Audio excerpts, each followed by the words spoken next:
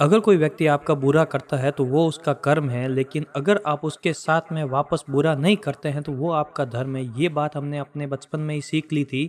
इसी पर हम आज बात करने वाले हैं और इससे जुड़ी हुई एक कहानी भी है जो आपने बचपन में सुनी होगी। एक साधु और एक बिच्छू की कहानी, जिसमें आपने ये भी सुना होगा कि एक साधु जब अपने शिष्य के साथ में नदी को पार करते समय एक बिच्छू को नदी में डूबते हुए देखता है तो अपना हाथ आगे करके उस बिच्छू को बचा लेता है, लेकिन बचाते समय बिच्छू उसको डंक मार देता है और फिर से पानी में गिर जाता है। इसी तरीके से कई बार होता है। फिर शिष्य गुरु से ये पूछता है कि आप ऐसा क्यों कर रहे हैं, जब वो आपको डंक मार रहा है तो आप उसको रहने दीजिए ना। तब गुरु यही बात बोलता है कि डंक मारना उसका कर्म है जो वो किए जा रहा है, लेकिन उसको बचाना मेरा धर्म है जो मैं किए जा रहा हूँ।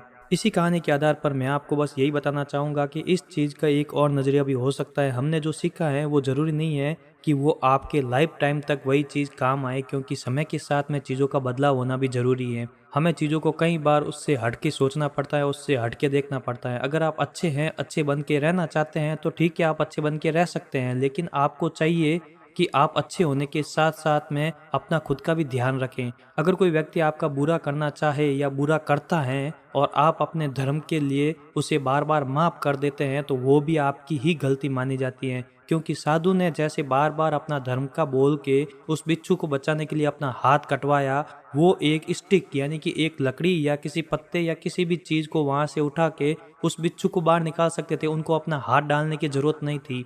यानी कि अगर आपके लाइफ में भी कोई ऐसे व्यक्ति हैं या फिर ऐसे रिश्ते हैं जिनकी वजह से आपको बार-बार नुकसान होता है और आपको बार-बार उन्हें माफ़ करना पड़ता है, उन्हें छोड़ देना होता है या उन्हें जाने देना होता है। क्यों? क्योंकि आप भी उस साधु की तरह अच्छा बनने की कोशिश करते हैं या फिर धर्म पर चलने की कोशिश करते हैं।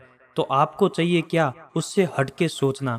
यानी कि आप उसको एक अलग नज़रिए से ये भी देख सकते हैं कि जिस तरीके से साधु अगर उसको लकड़ी से उठा के बाहर निकालता तो उसे भी बिच्छू डंक नहीं मार पाता और बिच्छू भी बच जाता, यानी कि दोनों ही काम हो जाते।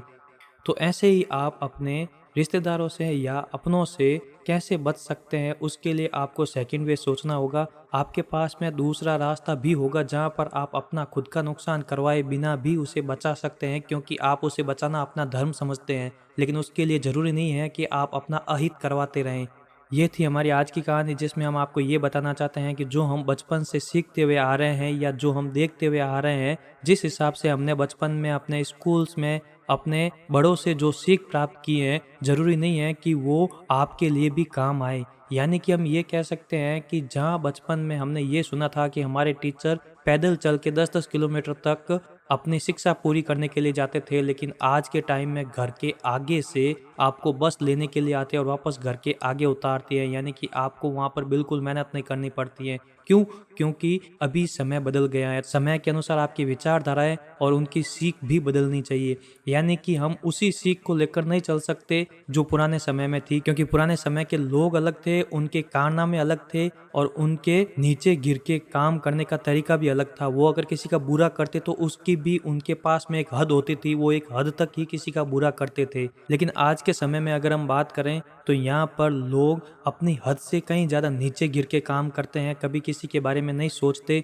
वो सिर्फ अपना मतलब निकालने और अपना उल्लू सीधा करने में लगे रहते हैं। इसीलिए हमें चाहिए कि हम हर चीज़ को अपग्रेड करें, यानी हमें ज़रूरत है अपने शिक्षाओं को भी अपग्रेड करने की। यानी कि हमें अपनी शिक्षाएं जो बचपन से लेते हुए आ रहे हैं उनको अपडेट करना चाहिए। हम बस उसका अपडेट वर्जन आपको दिखाएंगे अपने नज़रिए से, जिससे आपको सोचना चाहिए आज के टाइम में आपको कौन सा नज़रिया अपनाना चाहिए, या फिर हम ये कह सकते हैं कि आज के समय में कौन सी शिक्षा का क्या महत्व बन जाता है या क्या नज़रिया बन जाता है। हम सब के बारे में बात करेंगे, सबकी शिक्षाओं पर बात करेंगे और आज के समय में उनका क्या महत्व रह जाता है या उनका क्या अपडेट वर्जन हो सकता है, उसके बारे में बात करेंगे। तो ऐसे ही वीडियोज़ के लिए आप हमारे साथ बने रह सकते हैं। हम आपके लिए हमेशा कुछ ना कुछ नया लेकर आते रहेंगे जो आपको सुनने में बहुत अच्छा लगेगा। तो वीडियो को लाइक कर दें और चैनल को सब्सक्राइब कर दें ताकि अपडेट आते ही सबसे पहले आपके पास में आ जाए। Thank you so much for watching this video.